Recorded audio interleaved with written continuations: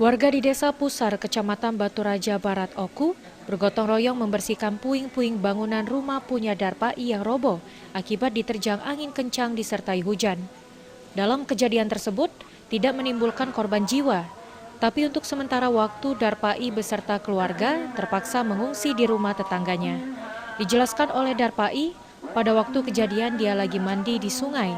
Saat itu dirinya mendengar suara bangunan roboh dan setelah kembali, dirinya melihat rumahnya sudah roboh. Sedang mandi. Sedang mandi. Kamu dewean atau ada keluarga?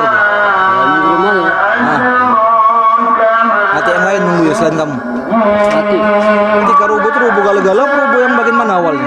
Awalnya roboh itu belakang ya. Cuman karena pojok sudah buruk semua jadi terkubur. Ambruk ya. Untung lagi tak kata ibu. Aku sedang mandi masalahnya. Ada mandi.